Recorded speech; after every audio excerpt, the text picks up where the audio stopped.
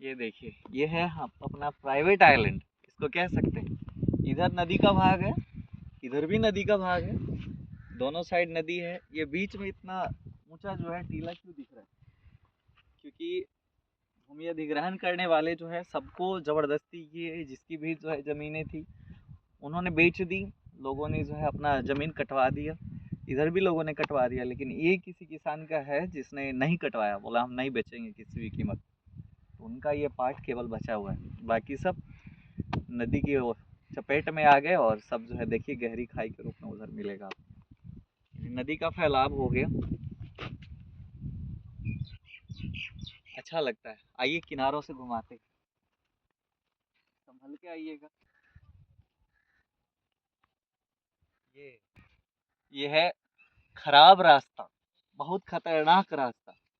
और मैं Bear Grylls को चैलेंज करता हूँ, एक बार हमारे देश में आए और हमारे देश में, हमारे राज्य में आए, बिहार में। और बिहार में जो है बिंदौली गांव में आकर और ये एडवेंचर का मजा लें, बहुत मजा आएगा। All the best bear and I hope you will come here. देखिए कितना खतरनाक रास्ता है। ए, ए,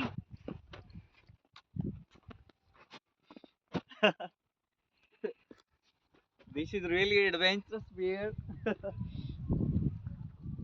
ओह गंदगी भी है, ऐसे महान स्थानों पे लोग आके गंदा करते हैं। आ जाइए, हम कर देते हैं।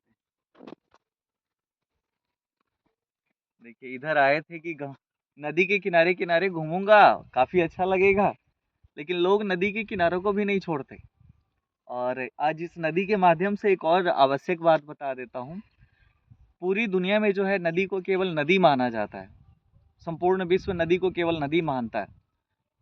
और वहाँ नदियों में जो है नदी ही मानते हैं, लेकिन साफ सफाई का इतना विशेष ध्यान रखते हैं ना कि नदी का जल बिल्कुल साफ सुथरा होता है। जैसे इंग्लैंड में देख लीजिए, चाहे आप ऑस्ट्रेलिया में देख लीजिए, जहाँ भी आप देखेंगे नदियाँ हैं जो बची हुई, अमेरिका में देख लीजिए, तो उसका पानी बिल्कुल साफ आपको दिखेगा। लेकिन भारत में जो है नदी को माँ का दर्जा दिया गया है, गंगा नदी को माँ लोग कहते हैं।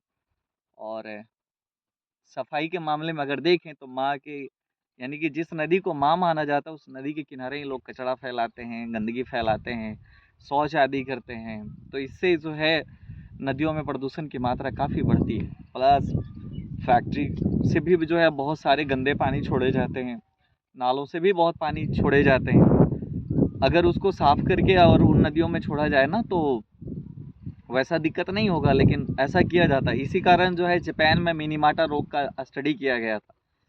और ये जल है, दिखाइए इधर। और इस जल में विभिन्न प्रकार के जीव रहते हैं, ये उनका रहने का घर है।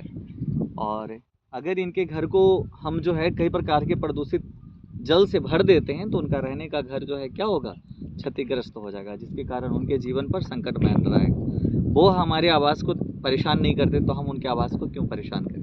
इन सब चीज़ों पर विचार अवश्य करना चाहिए। तो रास्ता भेजना है अगेन, वन मोर पैथ।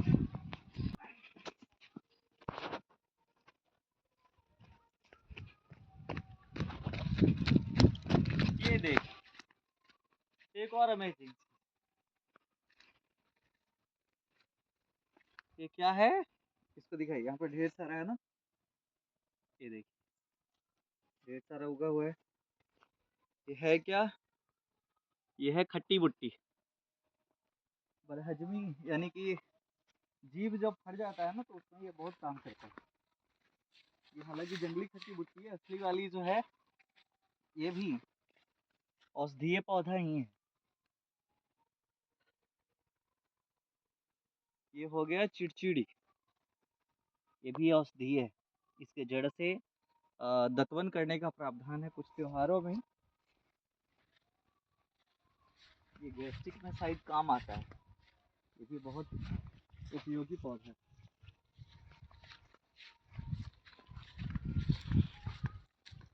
ये सब जो है बहुत सारे ऐसे चीज़ है ना जो ग्रामीण क्षेत्रों में पाए जाते हैं, लेकिन क्या है, लोग जो है अभी उससे परिचित, बहुत सारी और पौधों के बारे में परिचित नहीं है। घास समझ कर उसे उखाड़ कर फेंक दे रहे हैं, जिसके कारण जो है ये पौधे भारत से भी विलुप्त होते जा रहे हैं।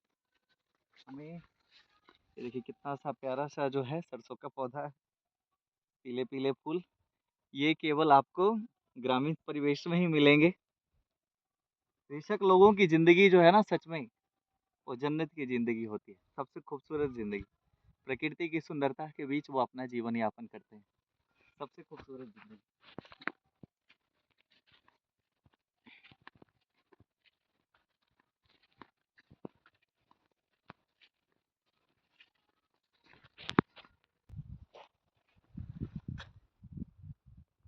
ये है अपना दूसरा खेत। आइए इधर, इनमें मसूर लगा हुआ है सब में, कुछ बीच में सरसों लगाया हुआ है। अभी कुछ में फूल ही लग रहे हैं, अभी इसको तैयार होने में समय लगेगा। रबी फसल आपको बताए थे कब लगाई जाती है और कब काटी जाती है। अक्टूबर नवंबर में लगाई जाती है और मार्च अप्रैल में काट ली जाती है। और जब रबी फसल, ये रबी फसल है, ठीक है, इसमें ज़्यादातर जो है दलहन और तिलहन के फसल लगाए जाते हैं। दलहन फसलें कौन सी होती हैं? जो दाल वाली फसलें होती हैं, जैसे में कौन कौन सा हो गया, मसूर हो गया, चना हो गया, है ना, ये सब दलहन फसलें हो गई। और तिलहन फसलें में कौन सा हो गया? सरसों, सूरजमुखी, जिससे क्या निकाला जाता है? तेल निकाला जाता है ना। तो रबी फसल में ज़्यादा दलहन और तिलहन लगाया जाता है। और इधर खास करके, और इसके बाद जो है गर्मी के मौसम में कौन सा फसल लगाया जाएगा?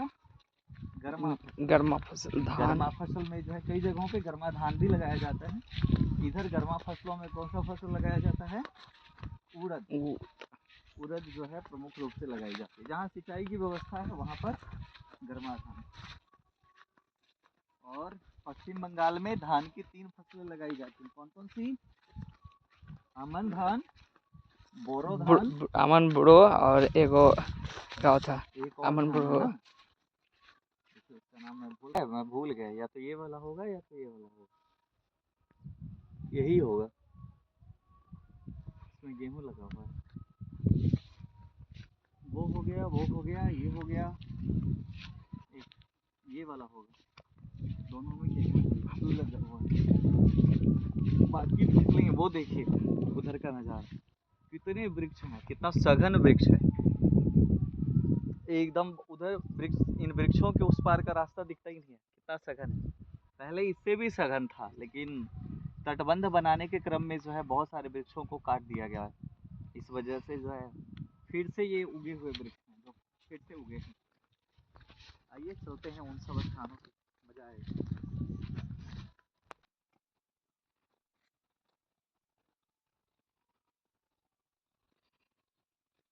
कौन है?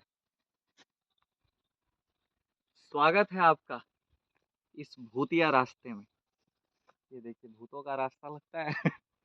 हालांकि इससे इंसान आते जाते हैं, बहुत डरावना है। और इधर बैर के बहुत सारे पेड़ है, ये सारे पेड़ बैर, बबूल, ज्यादातर बैर और बबूल और तार के ही पेड़ आपको इधर मिलेंगे।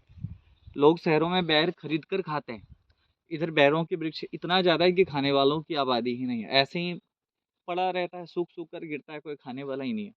आइए दिखाते हैं, वो देखिए। और इधर भी है, फिलहाल इधर कच्ची बेड़ियां, ये पका हुआ नहीं है ना। ये देखिए, एक बेर जो खाए थे वो कहाँ खाए थे? बराबर की पहाड़ियों पर। और इसके बाद ये हमारी छोटी नदी है, ये देखिए हमारे गांव के साइड की छोटी नदी, बहुत ही भयानक लगती है ना, इसको भूतही नदी भी कहा जाता है।